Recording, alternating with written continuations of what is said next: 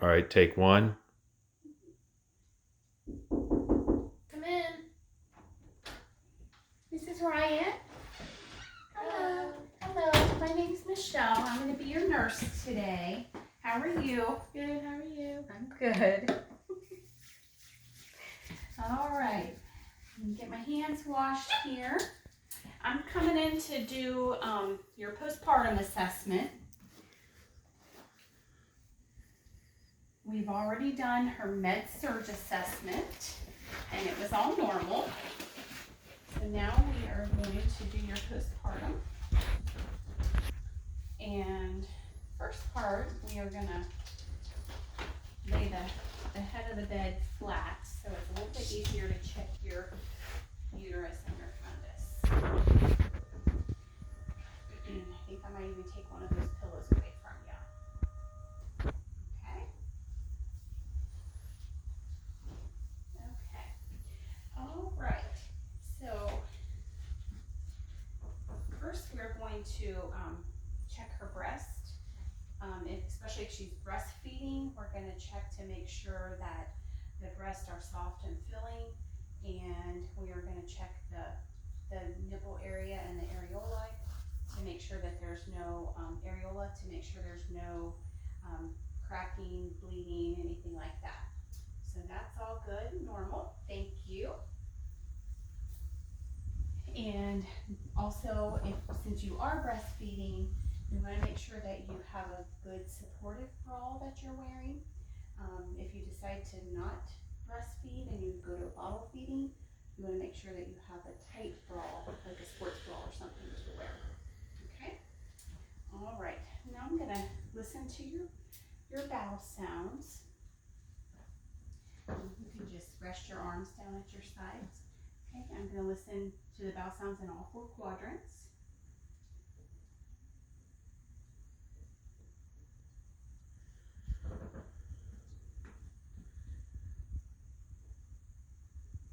Okay, they are active and present. Okay, I'm going to check and assess your fundus. So I'm going to support the uterus, and I'm just going to palpate and make sure that see where the fundus is. You are 2 days postpartum, so she should be 2 fingers breadths down from the umbilicus. Okay, good. Okay, now any tenderness or pain or anything when I push on your abdomen here? Okay, good. When was your last bowel movement? Today, okay. Was it normal, formed, not loose or anything? Okay. And I'm also going to check your bladder. When was the last time that you voided? This one. Okay. And any pain or burning, urgency when you were urinating? Okay, good. All right. So now we're going to get down to the lochia and assess that. She should have a pad on, and we are checking for the rubra on her pad. Looks like you just changed your pad, so it's nice and clean. Okay. What you want to watch for the rubra should be like a bright red, and as the days go on, it should get a little bit lighter, and it will be sclerosa, which would be a lighter, like a pink, and then it should go to alba, which should be like a lighter, like a more whitish color. If it goes backwards, where it gets the lighter, but then it goes darker again, that's something that you want to report to your physician, your gynecologist. Okay, so now that I've been in her perineal area, I'm going to change my gloves, wash my hands.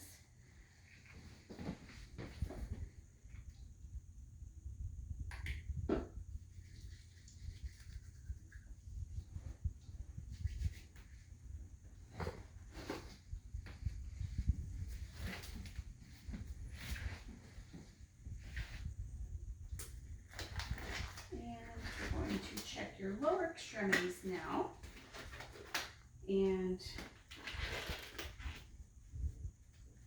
we're gonna check for any swelling, pain, redness. With you being less mobile right now, you're more at risk for blood clots. So we wanna make sure that you don't have anything going on there. So I'm just gonna uncover you here a little bit, check your legs. So you're just looking for any kind of area that's red, swollen, warm. I don't see anything. Okay. And then I'm going to check your pulses here, your popliteal pulse. And it is equal and strong bilaterally. Checking your posterior tibial pulse. And it's equal and strong bilaterally, and checking the pedal pulses. And they are equal and strong bilaterally. Good. Okay, so we'll just cover you back up here. Okay, now we're gonna have you roll to your side and have you roll that way. And just going to check This is where, if you had an epidural or spinal, we would be checking that site to make sure there's no redness or abnormal drainage coming from that site. Also checking if she had an episiotomy, we would be assessing that, as well as if she has any hemorrhoids, we would be checking how many of those and the size, whether it would be like a pea size. So we would be assessing that. Okay, thank you. Looks good. Well, you're moving around good for just having a baby. Okay, so let me take my gloves off here. So now we're going to do just a little bit of teaching, and I want to ask you a few things. You want your head back up? Sure. So do you have a new car seat or a used car seat? New car seat. Okay, good. If you should ever have a used car seat, you want to make sure that you check the expiration date on it, and that it has not been in any car accidents, because that breaks down the plastic. So you want to make sure that that's you check those things before you would use those. Okay. Also, we're going to go over some safe sleeping. You want to make sure that the baby is sleeping in its crib, and no blankets, no stuffed animals, anything like that. You want it to be laying on its back in its crib by itself, not in bed with you. Okay. Also, talk a little bit about shaken baby syndrome, or non-accidental trauma. And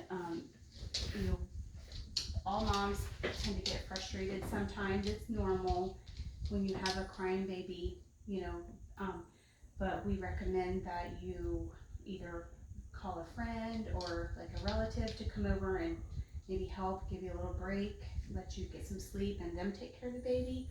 Or if that's not an option for you, maybe just if you feel yourself getting frustrated, take the baby and just put it in its crib by itself, and you walk away for a little bit. Obviously come back, but walk away for a little bit, take a few minutes. Okay.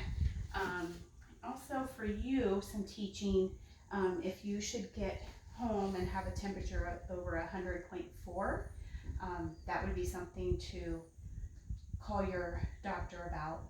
And if you're having any pain, redness, or anything in the site where your epidural was in your back, you want to make sure that that's something that you would report to your doctor right away. And then with your urine, any kind of pain, burning, urgency, when you're urinating, that's something that you would want to report. As for the baby, again with her, any temperature over 100.4, that would be something that you would want to report to her pediatrician, as well as stools for her, with her stool, if she has more than 2 watery, really thin stools, that would be something to alert the pediatrician know. And you also want to make sure with her wet diapers that she has 6 to 8 diapers per day that are wet. If she's not having that, you need to report that, okay? Do you have any questions or anything right now? No? Okay. I'm gonna make sure that your bed's lowered, and we also want to go over one more thing, and it's the bulb syringe. I don't want to pull her by her arm there, do I? And I'll just show you this real quick with the bulb syringe. You want to depress it first. Make sure you're not doing that in the baby's face, just out here. Depress it, and you're going to go in her mouth first. You're going to stick it in one cheek and suck out any secretions. Empty it, go in the other cheek, suck out, empty it, and then you're going to go in each nair.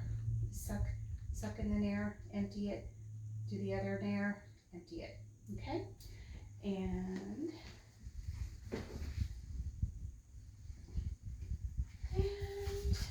all right, so I think that's it.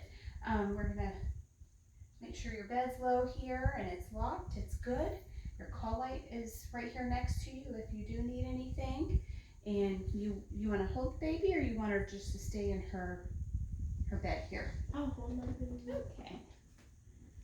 Wonderful. There you go, ma'am. Thank you. All right, you're welcome, and you just let me know if you need anything, okay? Thank you. Thank you. And I'm washing my hands. And I'm out. Yeah, her hat doesn't quite stay on very well. I made it a little